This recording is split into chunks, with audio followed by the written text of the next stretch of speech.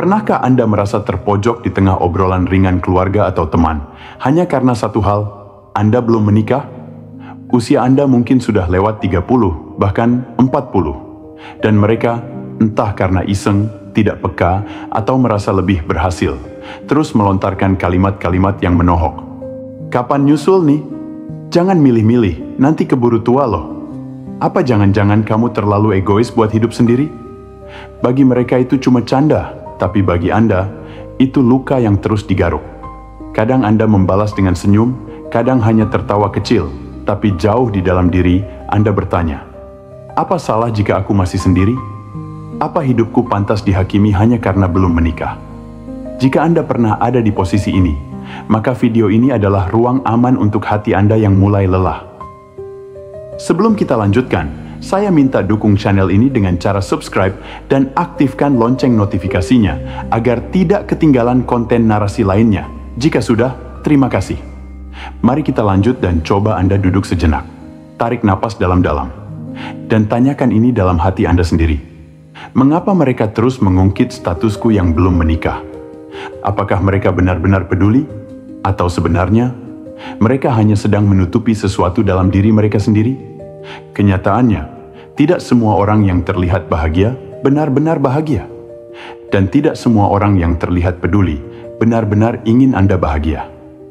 Banyak dari mereka yang bertanya, kapan nyusul?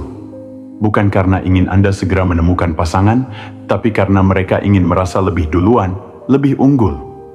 Mereka mungkin berkata, jangan terlalu pilih-pilih. Padahal yang mereka bicarakan bukan tentang pilihan, melainkan rasa tidak nyaman mereka melihat Anda tetap tenang, tetap sendiri, tapi tetap hidup. Kenapa seseorang merasa perlu menjatuhkan orang lain? Karena itu cara paling mudah untuk merasa tinggi, tanpa perlu tumbuh. Orang yang puas dengan hidupnya tidak akan menyerang. Orang yang damai dengan pilihannya tidak akan sibuk menilai pilihan orang lain. Dan orang yang benar-benar bahagia tidak akan menyindir untuk sekadar lucu-lucuan. Bayangkan seseorang yang tiap harinya disibukkan dengan cinta yang sehat, keluarga yang harmonis, pekerjaan yang penuh makna. Apa dia akan punya waktu atau energi untuk membuli Anda? Tidak. Maka bisa jadi, di balik sindiran itu, tersembunyi ketidakpuasan. Mereka hanya tak tahu cara menyalurkan keresahannya, dan Anda jadi pelampiasannya. Mereka melihat Anda sebagai anomali. Seseorang yang tidak ikut jalur mainstream, tapi tetap tegar. Dan itu membuat mereka tidak nyaman. Kenapa dia bisa terlihat bahagia padahal belum menikah? Kenapa dia bisa mandiri tanpa suami? Kenapa dia tak panik seperti aku dulu saat seusianya? Anda jadi cermin. Dan kadang, cermin paling jujur adalah yang paling menyakitkan. Mereka menyerang karena Anda berbeda. Mereka menggoda karena Anda tidak panik. Mereka membuli karena mereka tidak tahu cara menerima bahwa hidup seseorang bisa bahagia tanpa menikah. Tapi Anda tahu kebenarannya. Anda tahu bahwa hidup bukan perlombaan siapa cepat menikah. Anda tahu bahwa pernikahan bukan trofi, melainkan tanggung jawab besar. Dan Anda tahu bahwa memilih dengan sadar lebih penting daripada sekadar mengikuti tekanan. Menghadapi mereka bukan soal melawan, tapi memahami bahwa tidak semua orang akan mengerti pilihan Anda.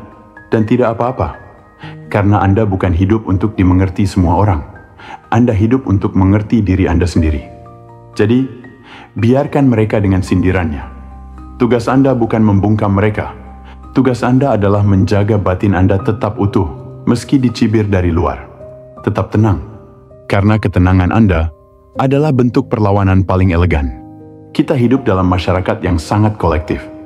Dalam masyarakat seperti ini, kehidupan pribadi seseorang sering kali dianggap sebagai urusan bersama. Pertanyaan tentang pernikahan, pekerjaan, bahkan anak menjadi topik umum yang dibicarakan secara terbuka tanpa memikirkan batas privasi. Dan tanpa sadar, kita pun terjebak dalam tekanan sosial yang sangat kuat. Semuanya seolah jadi proyek publik yang harus diselesaikan segera. Tekanan ini semakin kuat ketika Anda memasuki usia yang dianggap terlambat menikah. Tiba-tiba orang lain merasa lebih tahu apa yang terbaik untuk Anda. Mereka mulai memberi saran, bahkan memaksa. Tapi yang tidak mereka tahu, setiap orang punya cerita, punya trauma, punya luka, punya alasan mengapa sampai hari ini masih sendiri. dan tidak semua alasan harus dijelaskan kepada mereka. Dalam budaya kita, menjadi mandiri kadang dianggap egois, menikmati kesendirian dianggap aneh. Padahal bisa jadi, justru di dalam kesendirian itulah Anda belajar banyak hal tentang hidup, tentang makna, tentang ketenangan. Stoikisme mengajarkan bahwa apa yang dikatakan orang lain adalah di luar kendali kita. Tapi bagaimana kita merespons adalah kekuatan yang tidak boleh kita lepaskan. Jangan biarkan opini orang lain menjadi penentu nilai Anda, karena hidup bukan lomba, dan Anda tidak hidup untuk memuaskan ekspektasi orang lain. Pernikahan, meski suci, bukan jaminan ketenangan batin. Banyak yang menikah tapi merasa kosong. Banyak yang menikah tapi tetap kesepian. Kebahagiaan bukan datang dari status, tapi dari kedalaman hubungan Anda dengan diri sendiri. Anda tidak perlu menikah agar dianggap berhasil. Anda tidak perlu pasangan agar merasa utuh. Anda hanya perlu satu hal, mengenal dan menerima diri sendiri. Di luar sana, ada orang yang punya keluarga besar, tapi tidak pernah merasa dipahami. Ada yang punya pasangan, tapi tiap malam merasa sendirian di tempat tidur. Ada yang punya anak, tapi tak pernah bisa berdialog hati ke hati. Jadi jika Anda masih sendiri, bukan berarti Anda kekurangan. Bisa jadi Anda sedang diberi ruang untuk mengenal diri sendiri secara utuh sebelum mengenal orang lain. Stoikisme mengajarkan pentingnya otonomi batin, sebuah kekuatan yang tidak bisa dibeli atau diwariskan. Itu dibentuk dari kesendirian yang dijalani dengan kesadaran. Jangan terburu-buru mengisi hidup Anda dengan kehadiran orang lain, hanya agar terlihat normal. Jangan menyerahkan hidup Anda ke tangan orang yang tidak Anda kenal, hanya demi mengejar validasi sosial. Karena menikah hanya karena tekanan, lebih menyakitkan daripada tidak menikah sama sekali. Anda tidak menolak cinta, Anda hanya sedang bersiap untuk menerima cinta yang sehat, utuh, dan datang tanpa paksaan.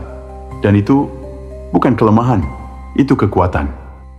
Salah satu hal paling sulit adalah tetap tenang ketika seseorang terus menyindir. Kadang kalimat mereka disampaikan sambil tertawa, kadang dengan nada bercanda, tapi luka tetap terasa nyata. Bagaimana caranya agar Anda tidak larut dalam sakit hati? Stoikisme mengajarkan sebuah prinsip sederhana namun kuat. Bukan peristiwa yang menyakitimu, tapi penilaianmu terhadap peristiwa itu. Dengan kata lain, Anda punya kuasa untuk mengubah dampaknya dalam diri Anda. Ketika seseorang menyindir, Anda bisa diam, menahan emosi, tarik napas, lalu katakan dalam hati, kalimat ini berasal dari persepsi mereka, bukan dari kebenaran mutlak tentang diriku. Jangan buru-buru menjawab, kadang diam adalah bentuk kekuatan paling tenang. Tapi jika Anda memilih menjawab, lakukan dengan lembut dan elegan. Terima kasih sudah perhatian, tapi saya bahagia dengan hidup saya saat ini. Atau, saya percaya semua orang punya waktunya masing-masing.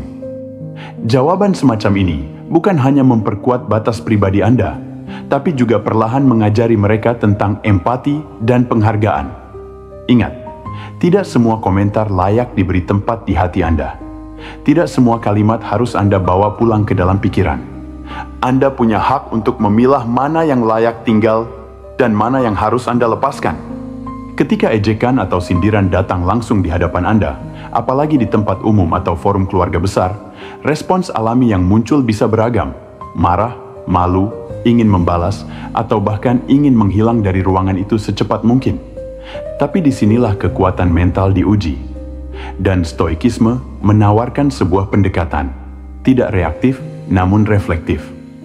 Pertama, kenali dulu bahwa orang yang mengejek Anda sedang memproyeksikan nilai-nilai hidupnya ke dalam hidup Anda. Mereka punya standar bahwa menikah di usia muda, sekelas sukses. Dan ketika Anda tidak sesuai standar itu, mereka merasa Anda perlu dibenahi dengan candaan, sindiran, atau tekanan. Apa strategi terbaik untuk menghadapi mereka secara langsung namun tetap tenang? 1. Gunakan jeda sebagai kekuatan. Sebelum menjawab atau bereaksi, latih diri Anda untuk diam sejenak. Tarik napas. Pandang wajah mereka dengan tenang. Diam Anda adalah tanda bahwa Anda tidak langsung tunduk pada tekanan. Dalam stoikisme, jeda ini adalah bentuk latihan kontrol diri. Antara stimulus dan respons terdapat ruang. Di ruang itu ada kekuatan terbesar kita, kebebasan memilih. 2. Balas dengan kalimat tegas namun elegan. Kalimat pendek, berisi, dan tanpa nada menyerang. Contoh, saya paham kekhawatiranmu, tapi saya sudah cukup damai dengan pilihan saya. Saya tidak merasa terburu-buru, setiap orang punya waktunya sendiri. Saya lebih memilih hubungan yang tepat, bukan yang cepat. Kalimat-kalimat ini membuat Anda berdiri di posisi dewasa. Anda tidak marah, tapi juga tidak tunduk. 3. Jangan lanjutkan permainan mereka. Kadang setelah Anda menjawab dengan tenang, mereka akan tertawa, berusaha mempermalukan Anda lebih jauh. Jangan ikut dalam permainan itu. Tidak perlu ikut bercanda jika Anda sedang tidak ingin. Saya tidak menganggap ini lucu, tapi saya tetap menghormati Anda. Itu cukup. Diam dengan ketegasan adalah bentuk perlawanan yang paling membingungkan bagi para pembuli, karena mereka berharap Anda reaktif. Dan saat Anda tidak sesuai harapan itu, kekuasaan mereka perlahan memudar. 4. Gunakan bahasa tubuh yang tenang tapi tegak. Postur tubuh Anda berbicara lebih keras dari kata-kata Anda. Jangan membungkuk, jangan berpaling dengan gugup. Tundukkan dagu sedikit, tegakkan bahu, dan tatap mereka dengan netral. Stoik sejati bukan hanya dalam pikiran, tapi juga dalam sikap tubuh. 5. Setelah momen itu lewat, jangan simpan amarahnya. Jangan bawa pulang kemarahan. Jangan ulang-ulang adegan itu dalam kepala Anda sepanjang malam. Biarkan itu lewat. Bayangkan Anda seperti sungai yang tenang. Apapun yang dilempar ke permukaan akan hanyut dengan sendirinya. Pada akhirnya, Anda tidak bisa memilih keluarga tempat Anda dilahirkan, tapi Anda bisa memilih siapa yang Anda izinkan berada dekat dengan jiwa Anda. Setelah menghadapi begitu banyak tekanan, ejekan, dan komentar menyakitkan dari orang-orang di sekitar, pertanyaan penting yang perlu Anda ajukan adalah, apakah lingkungan saya menumbuhkan saya, atau hanya membuat saya terus meragukan diri sendiri? Lingkaran sosial yang sehat bukanlah tentang banyaknya teman, bukan tentang siapa yang paling sering tertawa bersama Anda di pesta, tetapi siapa yang benar-benar diam dan mendengarkan ketika Anda terluka.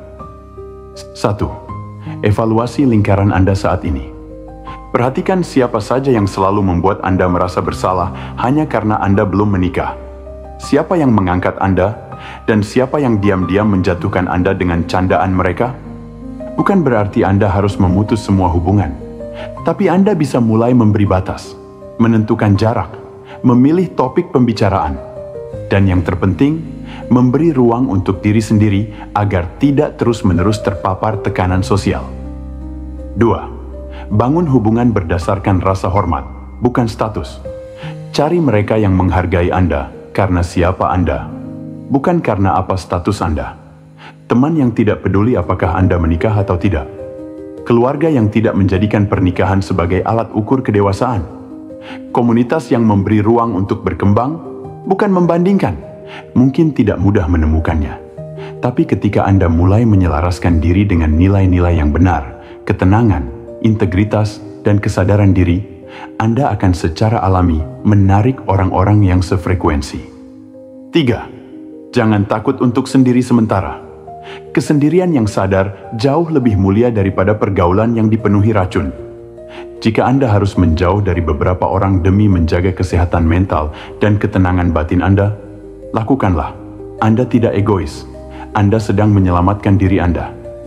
Dalam stoikisme, memilih jalan yang sunyi adalah bentuk keberanian. Bersahabatlah dengan sunyi, maka Anda akan menemukan suara hati sendiri. Dan dari sana, Anda akan lebih kuat saat masuk kembali ke dunia sosial. 4. Kembangkan komunitas yang memahami nilai-nilai Anda. Mungkin Anda bisa mulai dari tempat sederhana, komunitas membaca, grup diskusi stoikisme, relawan sosial, atau bahkan grup spiritual yang fokus pada refleksi diri. Tempat-tempat seperti ini akan memberi Anda dua hal: pengakuan tanpa syarat, rasa terhubung yang bukan karena tekanan, tapi karena kesamaan visi hidup. Di sanalah Anda tidak perlu menjelaskan alasan Anda belum menikah. Di sanalah Anda tidak dinilai dari status, tapi dari cara Anda bersikap dan berpikir. 5. Jadilah lingkaran sehat bagi orang lain. Kadang, kita terlalu fokus mencari orang yang menerima kita, tapi lupa bahwa kita juga bisa menjadi sosok itu bagi orang lain. Mungkin ada teman Anda yang juga sering dibully karena belum menikah. Mungkin ada saudara Anda yang sedang mengalami tekanan sosial yang sama. Dengarkan, peluk, validasi perasaan mereka. Karena saat Anda menjadi sumber ketenangan bagi orang lain, Anda pun sedang menyembuhkan luka Anda sendiri. Jika Anda sampai di menit terakhir video ini, saya tahu Anda bukan hanya sedang mencari jawaban, Anda sedang mencari ketenangan, dan semoga melalui narasi panjang ini, Anda menemukan satu hal, bahwa Anda tidak sendiri. Ada banyak orang yang merasakan apa yang Anda rasakan. Ada banyak jiwa yang juga sedang belajar menerima jalan hidupnya yang berbeda dari standar umum. Dan tidak apa-apa. Tidak menikah bukan kegagalan. Tidak mengikuti arus bukan berarti Anda sesat. Anda sedang menjalani hidup dengan sadar. Dan itu lebih mulia daripada hidup yang hanya mengikuti tekanan demi tekanan. Hidup terbaik adalah hidup yang dijalani sesuai dengan kodrat dan nilai kebaikan. Tenanglah, jalan Anda mungkin sunyi, tapi itu bukan berarti salah. Sampai jumpa di perenungan berikutnya.